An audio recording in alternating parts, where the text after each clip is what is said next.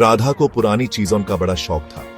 वो सिक्के, स्टैम्प्स और पुराने फर्नीचर भी कलेक्ट करती थी। एक दिन वो एक नई एंटीक शॉप में गई।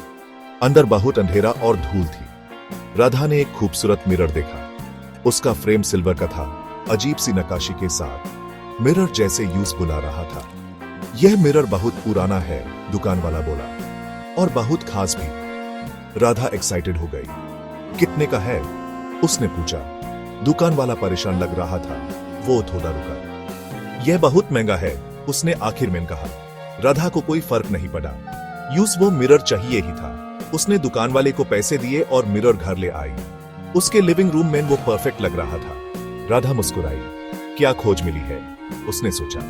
यूज नहीं पता था कि उसके लिए क्या मुश्किल आ रही है। यूज क्या पता था कि मिरर में एक अंधेरा राज छुपा है।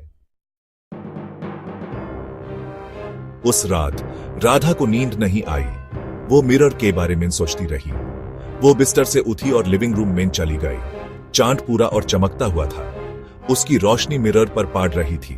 राधा अपने रिफ्लेक्शन को घूर रही थी। अचानक यूस दुकान वाले की बात याद आई। संभल कर, उसने चेतावनी दी थी। ये मिरर वो नहीं है जो दिखता है।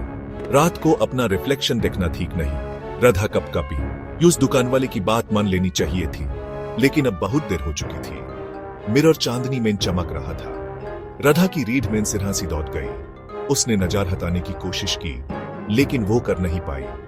जैसे मिरर उसकी नजर पकड़ के बैठे था, वो फंस गई थी। मिरर में राधा का रिफ्लेक्शन बदलने लगा। अब वो उसकी शक्ल नहीं थी। रिफ्लेक्शन मुस्कुरा रहा था, लेकिन वो फ्रेंडली स्माइल नहीं था। वो एक कुटिल, शैतानी स्माइल था। राधा का दिल जोर जोर से धड़क रहा था।